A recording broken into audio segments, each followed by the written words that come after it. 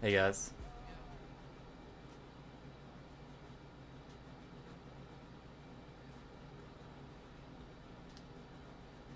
Alright, let's figure out how to... There we go. Alright. Yo, where are all the heads coming from? I'm seeing all of the chat. What's going on, guys? Hello. What's up? Okay, hold on. Damn, okay, I'm already overwhelmed. Okay, announcement. Sorry, Artel, I'm sorry. Thank you all. Thank you for being here. I can't even figure out where to start, so I'm just gonna get right to it. First of all, thank you for being here. I hope everyone has been thriving as of late. It's getting warmer out. Also, let me turn up... I have the font size really low. I see you all. I wish I could say hi to everyone. You guys are wonderful. Let me do this. So, first, before I get into me, yes, those are blueberries. Before I get into me, what have y'all been up to? Tell me about, Evergreen. What's up?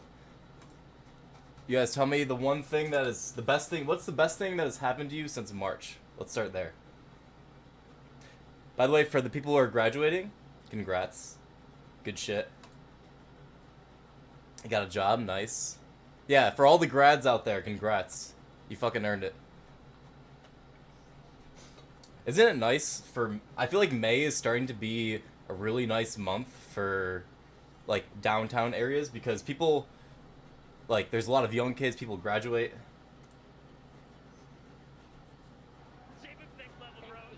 Hazel will be good. Congrats. Terra, thank you.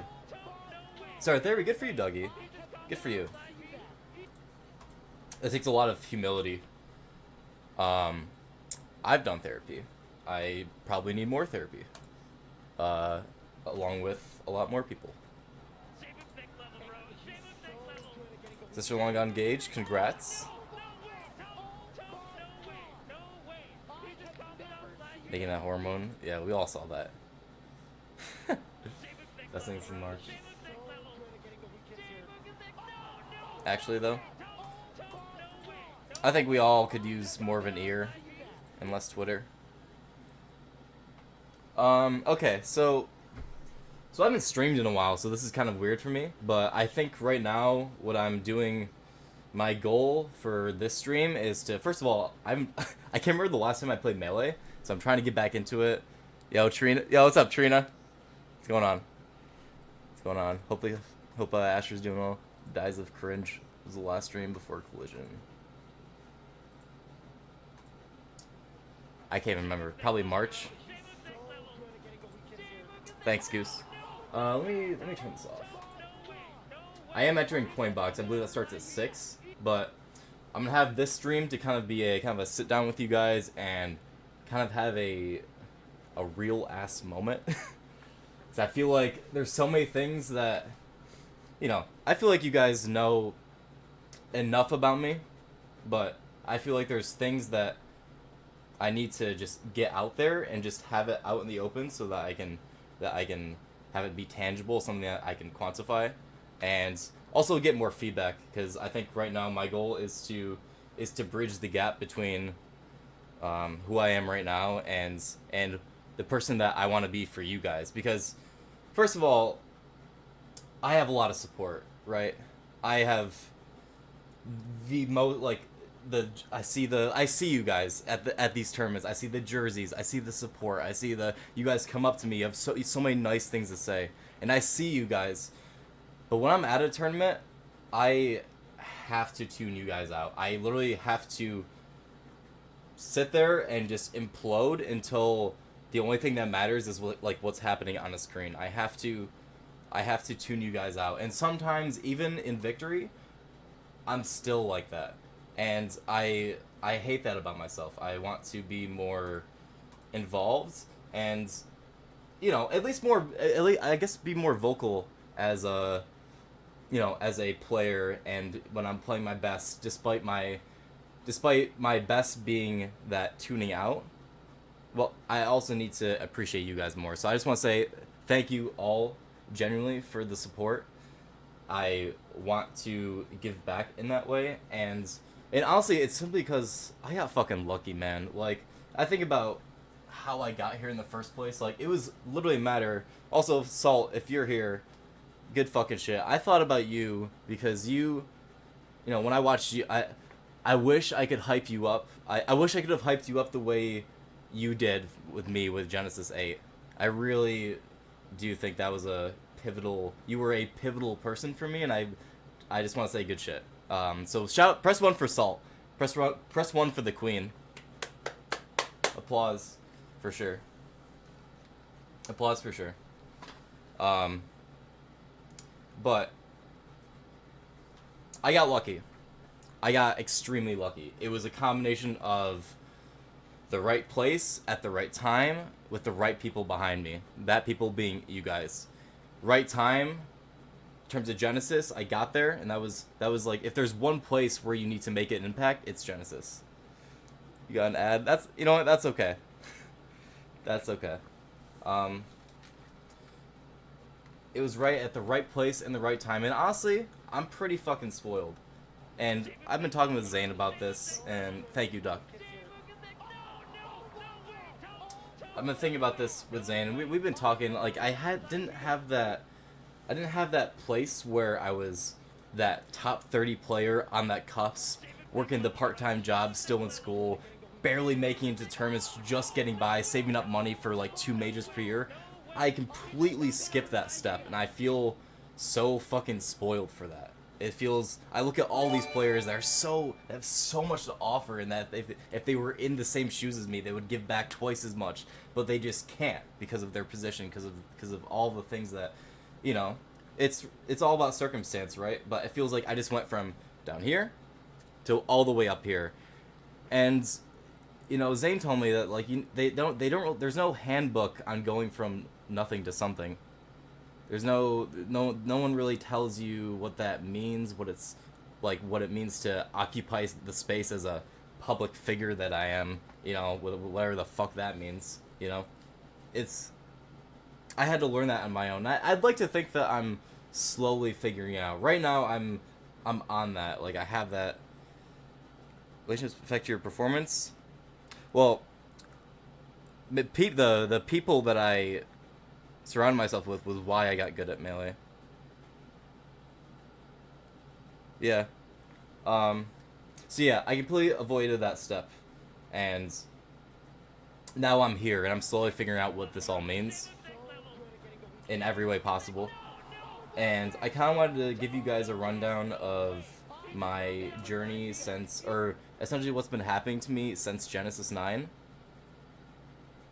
Yeah. Well, it's a skill, but some people aren't so fortunate. And when I look at other people, I look at, if they just had the right people, they would do so many beautiful things in this world. Anyways, where I want to start with Genesis. I want to start with Genesis and my prep leading up into that. So Genesis 9 for me, my main source, we all have sources of strength, right? We have, for that one player on the cusp, sometimes it's making that top 8 or making that upset, and that is the driving force, and you use that energy and carry it. Some people, and energies are different, right? People thrive off different. People play better when they're angry. Look at Cody. Cody plays really well when he wants to crush you with his inputs. You know what I mean? Like, that's like, and then other people a little bit more passive. It's all relative. But for me, my Genesis, my drive for winning Genesis, or was the chase. The chase of actually winning one of these fucking tournaments, I remember on January 1st, so I think, I don't know about you guys, but I think New Year's resolutions are kind of cringe. Like, we've all tried to be like, okay, I'm gonna start, today, on the 1st. So, yeah. Because It could have started, on the 30th or the 31st. Uh, but I ignored that, and I actually set one for myself January 1st, and it was to win a super major. January 1st. I remember the second it hit, I woke up, I hit the alarm, I started my sleep schedule. I'd wake up at 8 a.m. every single morning. I'd run out into the freezing cold. I fucking hated it. But every time I was running, I would think about winning Genesis. I would think about I would visualize it as I was running and just feeling like, what would that feel like? What would I do? What would that mean for me with all my effort? And I would do that every fucking morning. And you know, it's kind of cringe, but I like when I really need to pick up, I'd put on Eminem Lose Yourself to even get more cringe. Yeah, like some Rocky shit, like just to like pump myself up, just to get myself out and go from imagining to doing. Yeah, I would do that every fucking morning, and so I win, right? I fucking win. I win. What's up, Nez? Um, I win, and in my head, and all my training was to prepare for the high of winning. But I was not preparing myself for the lows of winning, and that really, I don't know, that kind of hurt. I was not expecting, you know, what's the phrase? The greater the height, the worse the fall. It's no different. I mean, the high of winning Genesis, I'll never feel anything like that again. I don't care if I win three more of them. I don't care if I win every fucking tournament for the rest of my life. That feeling, I will cherish that for the rest of my fucking life. And, but I was not prepared for what that meant, to have all that dopamine and just to crash down. And once that crash hits, once you're back home, I got really sick. So that's been a really struggling factor for me, is that coming back home with all that. Yeah, it's like after you win, now what? Like that was I was chasing, right? I was chasing all month, and I just had it. And I have all these things. I got the sponsor, I got the super major win, I got the potential rank number, like all in 8 months, and it was all so fast. But with it being so fast, what did it all mean? Where did it come from? Did I actually want to be number one? Anyways, I fell off pretty hard after Genesis. I got really sick. My family got really sick. We all got sick around at the same time. Lots of trips to the hospital. I went to the hospital. I went to the ER back in March, I think, after Collision. I told a few people about it. I'm okay. But it was the combination of being sick from being at these tournaments to bringing that into my family. My grandma's, she's getting old. She's not really, she's on the brink right now, and I'm always terrified of bringing something into the house, right? So that's another fear factor. And yeah, so constantly getting sick after these tournaments. I will play, I'm sorry. After these tournaments, and I just wasn't able to pick myself up after Genesis. So I got addicted into some things, and I feel like that's a very reoccurring pattern once I fall into a low state, or once I deliberately watch myself sabotage myself to a certain point, I kind of hang there for a little bit. And people always think of me as like the health, the posture guy, but I've struggled with my own forms of addiction since I was 16, roughly around thank you, Yaku, roughly around the same time that I started Melee, which is funny because Melee to me has been my Melee is my addiction, right? And there's nothing wrong with addiction. I've been reading this book. It's called The Urge. It was published last year, and essentially, when we think about addiction, we think about, oh, this is something that you have to eradicate. You have to remove your addictions. You have to relinquish yourself of like attaching yourself to these um, to these substances, and you know, it's like, yeah, I'll fucking, like, I'll drink, I'll vape, I'll hit someone's dab pen. Like, it's like, people assume that I'm the, like, it's like, oh, he's like, chat, why do you think that I'm so adamant about those things? It's only because of my addictions, and, you know, like, these habits they're like good friends to me. And when I lose them, I get pretty fucking lonely down here. And it's really hard to motivate in isolation. You know what I mean? Where I come home and I'm just at tournaments, like tournament to tournament to tournament. I come home, I'm just waiting for the next one. I'm just in this box, right? I'm just in this box where I just have to be self-motivating, and be motivated that I'm winning. But I don't think that was the prime factor. Thank you, Tips Off. I see you guys in chat. Sorry, this is my first. I haven't streamed in a while, so this is very, very new to me. So I'm trying to. Yeah. So yeah. So after Genesis, I fell off super, super hard, and I blew so many chances, man. Like after Genesis, I had like, because I was in such a low state, I was just so sick of being me that I blew so many chances. Thank you. I don't know how much that is, but thank you. Thank you, Tipped Off. Thank you so much.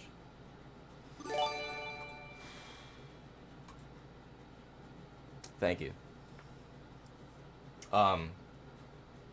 So yeah, super low state. I went into collision in probably the lowest state of that little time frame, and it really sucks. And honestly, for collision, I was thinking about the chase, and I was like, okay, well, I already won a super major, so that can't really be my drive anymore. So you know what? Fuck it. I'm just gonna go. I'm gonna have fun. Collision is gonna be my fun tournament because it was my birthday weekend. I'm crashing in a hotel room with all my boys that we realistically only get together like twice a year. So like, it was like, what I heard, what I played in my head, when I saw like all my boys pull up. The song what's like when the boys get back together and it's like, and do the jitterbug. And do the jitterbug. I played. I was like, yo, let's fucking go. Let's have a nice ass time. The boys are back in town. So, yeah, chat. I pulled a mango at Collision where I fucking drank and smoked every single night. Got like 5 to 6 hours of sleep, and I did like the bare minimum for myself. Right? I did the absolute bare minimum, and you know what? I was fine with that because you know what? I also did that at Shine. I also did that at Apex. Did that at Apex. I did that at Shine. Literally just sabotage, destroying my body every single night. Which is so funny because people assume that I'm like the exact opposite. That I'm like, it's like, no, like I can loosen up. Like, I don't know. I like to think I'm pretty fun. I try at least. Yeah, you can't. It's like that's like you can't beat that out of me.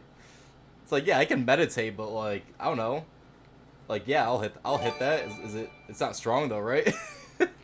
I'm also young and I'm still learning how to, moderate, because it's all about moderation. Because addiction or these things it's not about eliminating them. It's about taming a certain slice of you. You can still be fun if you don't drink. That is true. That is true. I'm learning, dude. When you learn how to have fun sober, that shit's fucking empowering. Yo, I met with my Starbucks coworkers this past weekend, and we were dying laughing at a campfire. And I wasn't even that drunk, but we were just pissing ourselves laughing at 4 a.m. And I was thinking to myself, I was like, yo, if you killed me right then and there, I'd be like, yeah, that's a good time to go. That is, you can't feel anything better than that, Just being super. Melee game is even drunk have. Yeah, exactly. I mean, I find my high through the sobriety, but I've also dabbled in the other side. And that reads like a tweet tiles. So yeah, I pulled a mango. I did the bear. I hate to say mangoes. It's not like, cause mango, he does other things. He's not just destroying his body. He knows way more than I do about that. Definitely knows way more about moderating. I mean, you've heard the stories. So that's also something I'm trying to work on. Anyways, so I went to collision. My drive was different. I didn't want the because my short-term goal was to win a super major. My long-term was to be number one. It's like my short-term goal for the year was to, that's true, guys. High tolerance. My goal was to short-term win a tournament, long-term be number one. But I didn't want the whole arc of the number one spot, and that just wasn't the same motivator for me anymore. That wasn't the same. I didn't get the same drive. I didn't get the same drive of thinking of people. I don't know. I was like, will Jmook continue his phenomenal start to 2023? It's like, with all due respect, fuck that. Fuck that. Not for you guys, not for the community, but for me as a player, as someone who's hearing that. It's like, fuck that. Yeah. Then I understand that Melee, we need narratives. We thrive off stories. We thrive off where people come from and where they are now. That is what we fucking love about Melee, and that's why I got into Melee, So I guess it's kind of weird that I have my own story and then maybe I deny that or change it at times or kind of invalidate it. But regardless, just realize your first seed it's like, how do you think this affects your seed? I don't know. Now, granted, I don't want to throw shade at the stats people. The stats people, that is a thankless job, and we honestly could be more grateful of them. I'm not talking about the stats people or having all these, that is not what I'm getting at. I'm talking more about the collective narrative and how that impacts the players. Yeah. How it impacts the players. Yeah, Melee needs stories, so I said, fuck that. I just went in, and I won collision, and I felt absolutely nothing. I won collision, and I felt nothing. I felt like I just played, just another set that happened. It felt like it was almost at a point where I was so invested in what was happening on the screen that it was so for me with Melee, every time a top 8 starts, two worlds are created. One is the world of the crowd, and within the world of the crowd is the world of the narratives, the stories, the arcs, the hype, the energy of what it means to be a Melee player and part of the Melee scene. And then on the other side is the cool, calm, collected, deadly silence that is focusing on a CRT on a big stage. I'm explaining this very poorly, but to me there are two worlds, and within that world, once you get so lost in it, it's almost like everything that's happening over there is it's not really congruent. So that was confusing to me because I won, but I was like, well, my drive wasn't my where's my drive, because I already won a super major, I won collision. Where did this come from? I felt nothing. I treated my body like shit. I was essentially just asking, setting myself up to fail. I almost wanted myself to fail just to know what that felt like and see how I would react in a way. Yeah, exactly. So I felt nothing, and I was just trying to ask myself why. And I realized that, I tweeted the other day about, how I tweeted, asking for people's strengths, because I was really curious to see what people think about what their greatest strengths are. And, for this tournament, I was like, well, where is that strength? And I'm realizing that I don't have to want to win. I just have to focus. I don't have to want to win. I just have to focus. And I kept telling myself that, and it made a lot more sense because at Collision, I didn't want to win. I'm realizing that at the end of the day, it doesn't matter. It doesn't matter if my life is on the line or if it's just or if it's just round one pools. All I know is that if I can if I'm focused and if I'm not emotionally invested, but if I'm invested in some one-to-one way, then there's nothing fucking stopping me. And I don't know where that comes from, but I know that as long as I can devote, then I can watch the ripples. Is kind of how I look at it. And and I think about what I am for the Melee scene. Were you buzzed during? No. I wasn't doing that. Maybe mentally. Mentally invested is the word. Maybe that's why I tune out maybe that's why I get so tunnel visioned when I get mentally invested like that. But yeah, I'm thinking a lot about my role and like what it means to be up here, to be streaming and just to be shooting the shit. And I'm just rambling and 416 people are just listening to me. Like, that's unfucking real. I love you guys. This is really it's I have to remind myself, essentially. I really do. But the point is, I know I'm the posture guy, I know I'm the health guy, but I feel like people who just don't know the I feel like I have way more offer than just sitting up straight and playing a video game. Like, first of all, I can play instruments. I mean, I'm not exceptional. I can't do a band or anything, but I can I can play guitar, I can play piano, I can play cello, I can do things. People don't know this about me, but I'm fun. I can be funny. I love having a good time. I love being absurdly silly and running bits and doing all that. And I feel like those things are just way more important. Built in a lab. And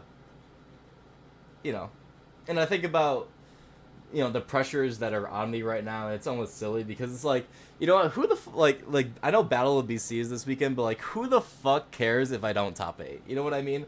Like, I'm going to Vancouver. I'm going to Vancouver for free, for fucking free. I'm traveling around the world for virtually nothing. Okay, virtually nothing.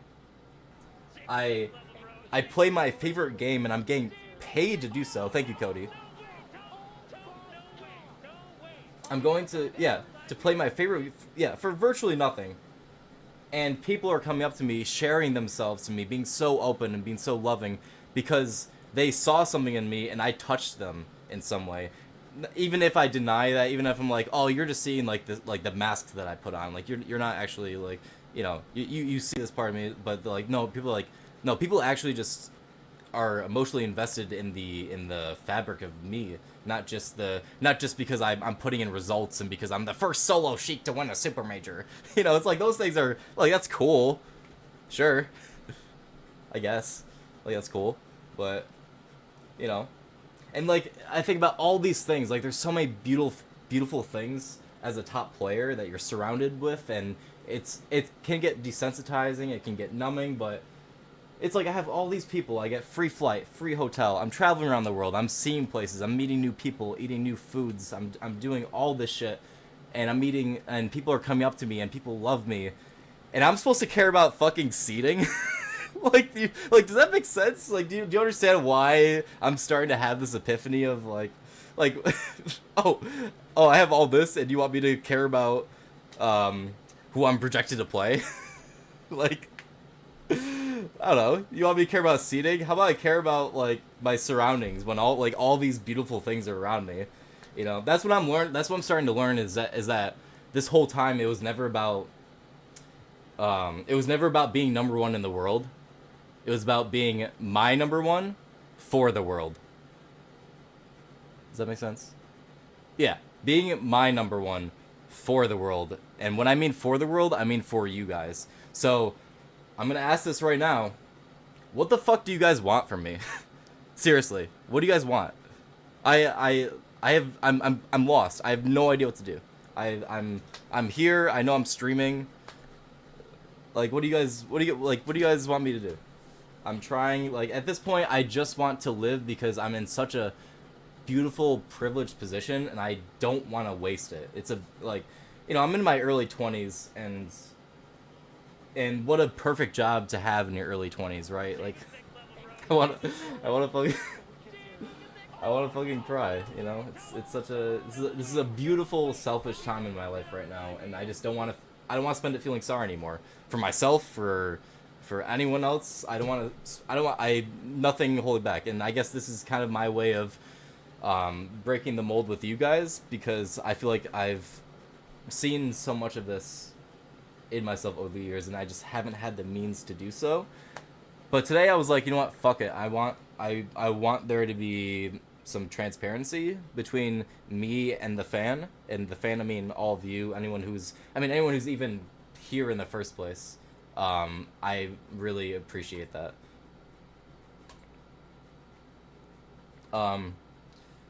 I can get a little preachy, and that's one thing too. Like, I know that, like, I don't want to I hate the idea of projecting, or just being like, or just like putting out my best out there and just being like, oh, this is all me. This is all me. It's like I'm very flawed. I'm so flawed. I'm very impulsive. I can be sensitive. I can be overly sensual. I can be overly just, overly emotionally invested, or I can be very passive, dismissive. I can be very selfish. I can be very selfless, and I'm a person no different than Zane or Cody or Amsa. Like, we're all just fucking people,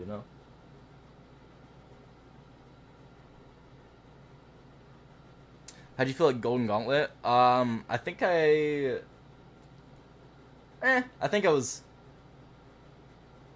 can't remember, because I think after Golden Gauntlet, I had to get my wisdom teeth taken out, and then I got sick. And that lasted like 2 or 3 weeks.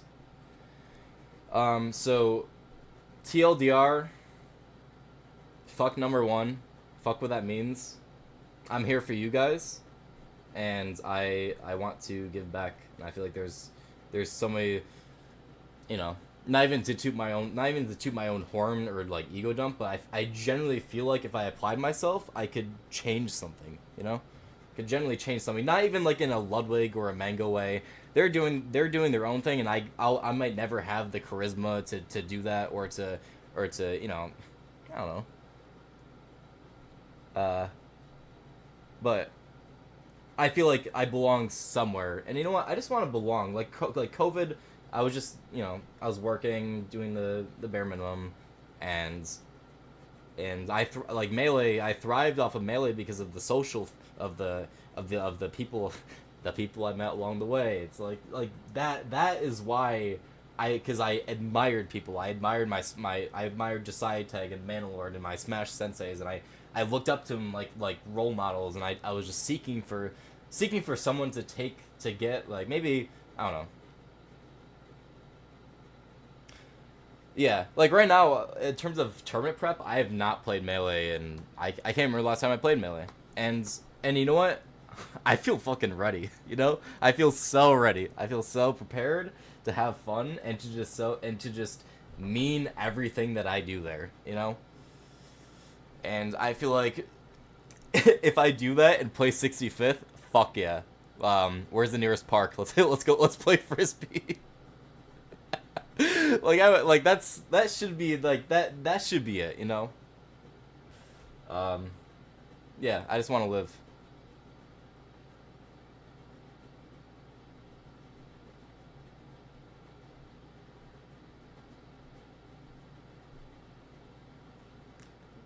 But placing really helps.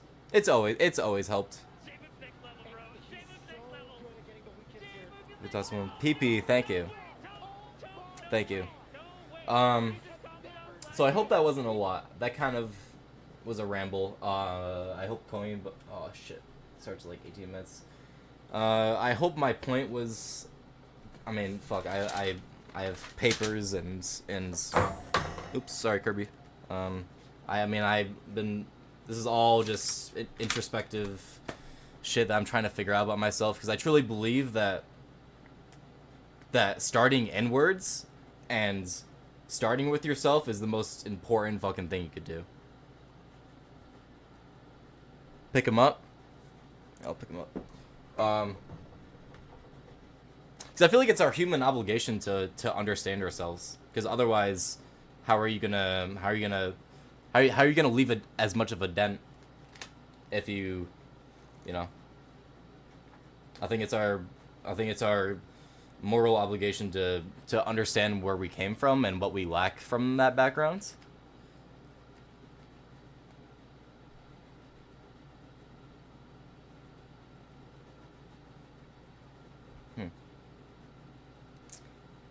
But I love you guys. I think that's pretty much it, and it feels good to just get that out there and, you know, let you guys know that I'm more of a person, that I'm more flawed than you think, and thank you for listening. I mean, shit.